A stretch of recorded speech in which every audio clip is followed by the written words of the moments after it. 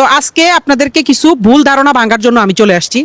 আপনারা জানেন গতকালকে আফ্রিদি ভাইকে বরিশাল থেকে মেবি গ্রেপ্তার করা হয়েছে। তো আমি গতকালকে না লাস্ট কয়েকদিন যাবত একটা জিনিস শুধু দেখতেছি যে আফ্রিদি ভাইয়ের জন্য যখন জারি হয়েছে যে ওনাকে 28 ঘন্টার ভিতরে গ্রেপ্তার করতে হবে বা 48 ঘন্টার ভিতরে গ্রেপ্তার করতে হবে, সব কিছুর মধ্যে শুধু আপনারা আমাকে ঢুকাই দিতেছেন ওনার সাথে। তো আমার কথা হচ্ছে আজকে আপনাদের এই সব ভুল ধারণা আমি ভেঙে দিব।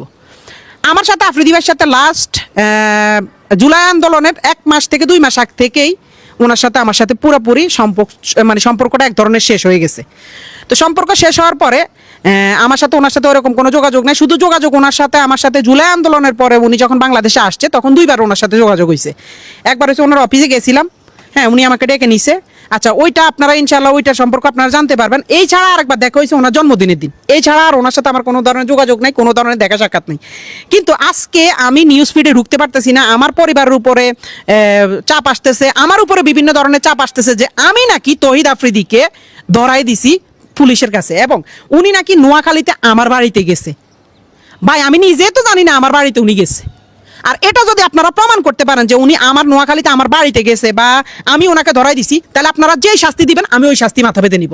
আর আরেকটা ছোট্ট বিষয় হচ্ছে আমার বলতেই হবে, আমাদের তৌহিদ আফ্রিদি টিম মেম্বারে তো আমি একা ছিলাম না। আপনারা সবাই আমাকে নিয়ে পড়ে আছেন কেন ভাই? আমাদের টিম মেম্বারে তো আমি একা ছিলাম না, আরো 10 জন 15 জন আছে, তাদের নিয়ে কথা বলেন না কেন? সারাক্ষণ আমার নিয়ে পড়ে আছেন কেন? আমি তো এটা বুঝতেছি না। আর আপনারা যারা আমার বলতেছেন যে আমি তারা ধরাই দিছি, ভাই ওনার আব্বারে মেবি ধরছে রবিবারে। তো প্রথম থেকে আমি আজকে ওনাকে ধরা পর্যন্ত আজকে প্রায় মেবি 1 সপ্তাহ হয়েছে। এই 1 সপ্তাহ আমি সিআইডির আন্ডারে ছিলাম। আমার মোবাইল, আমি নিজে কোথায় যাই, কখন কি করি না করি সব কিছু আমার সিআইডির আন্ডারে। ইভেন আমি সবচেয়ে বেশি ফেস করতে হয়েছে, এগুলো তো আমার যেমন কি হয়েছে আমি তো আপনাদেরকে বলি। ওনার আব্বারা যেদিন ধরে নিছে ওই দিন সকাল 12টা কি 1টার দিকে আমাকে বসুন্ধরা থেকে সিআইডি অফিসাররা ধরে। বসুন্ধরা থেকে আমি আর আমার এক বড় ভাই গেছিলাম গাড়ি কিনতে, ওইখান থেকে আমাদেরকে ধরে আমাদের সজল ভাই দোকানে সজল ভাই সহ আমাদেরকে জিজ্ঞাসাবাদ করা হয়েছে, আমার মোবাইল ট্র্যাক করা হয়েছে, আমার মোবাইলে সব কিছু ঘাটাঘাটি হয়েছে এবং সব কিছু দেখছি। ইভেন এরপরও প্রতিদিন আমাকে ধরা হয়েছে। তারপরে আমি একজনের ভিডিও দেখছিলাম, আমেরিকান আমার এক বড় ভাই আছে হিমেল ভাই, তারপর ইলিয়াস ভাই, ওনাদের ভিডিও দেখছিলাম। ওনারা ওইটার মধ্যে যখন আমারে জড়ানো শুরু করছে তখন আমি দেখলাম যে ভাই আমি ওনার সাথে সংযুক্ত না বা ওনার সাথে আমার যোগাযোগ না। ওনার বিয়েতে পর্যন্ত আপনারা আমার দেখেন নাই, লাস্ট ওনার বিয়েতে পর্যন্ত আমরা দেখেন। হ্যাঁ উনি আমার ভাই, উনি আছে, উনি ওনার মতো আমরা আমার মতো, উনি ওনাদের মতো কাজ করছে, আমরা আমাদের মতো কাজ করতেছি। ওনার সাথে আমার প্রায় 1 থেকে 1 বছর 2-3 মাসের মতো ওনার সাথে কোনো ধরনের যোগাযোগ নেই। ওনার সাথে সিআইডি অফিসাররা তো সব জানে বা স্যাররা তো আমার অল টাইম তদন্তের মধ্যে রাখছে, ওনারা তো দেখছে। উনি যদি আমার নোয়াখালীর বাড়িতে যাইতো ভাই আমি নিজে জানি না। আমি তো পুলিশের কাছে, আমি নিজে তো সিআইডি অফিসারদের কাছে জিম্মি বলতে ওনারা আমার তদন্ত করতেছে। তো ওনারা কি তদন্ত করে জানতো না যে আফ্রিদি ভাই কই? আফ্রিদি ভাই কি নোয়াখালী গেছে না কোন জায়গায় গেছে? ভাই আমরা যদি জানতাম তাহলে তো আর আমরা সিআইডি অফিসারের কাছে থাকতাম না। আমগরে তো উনি তো ধরাই খাই যেত, ওনারা ধরতে এত টাইম লাগছে কেন? তো ওনার সম্পর্কে এইসব সম্পর্কে আমাদের কোনো ধারণা ছিল না, কিন্তু আমরা পুলিশের ইয়াতে ছিলাম।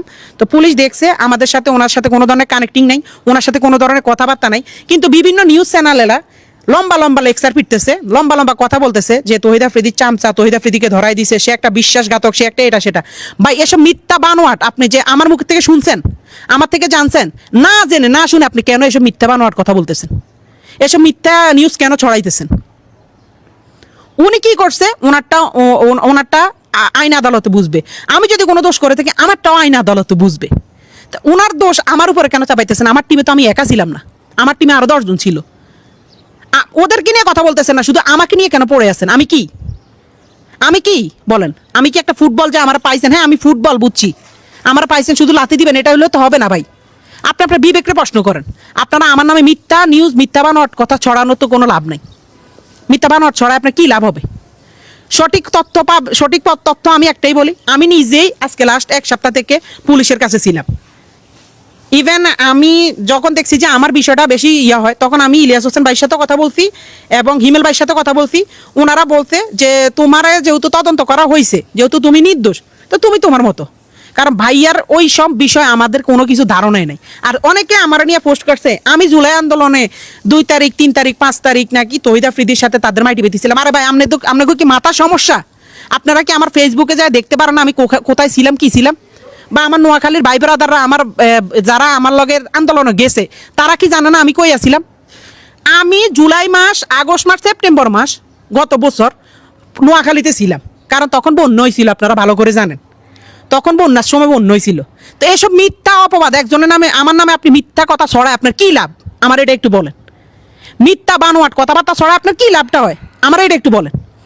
আমি জুলাই আন্দোলনে 1 তারিখ, 2 তারিখ, 3 তারিখ, 4 তারিখ, 4 এই কয়দিন আমি টানা মনে করেন যে আমি ছিলাম আমাদের জুলাই আন্দোলন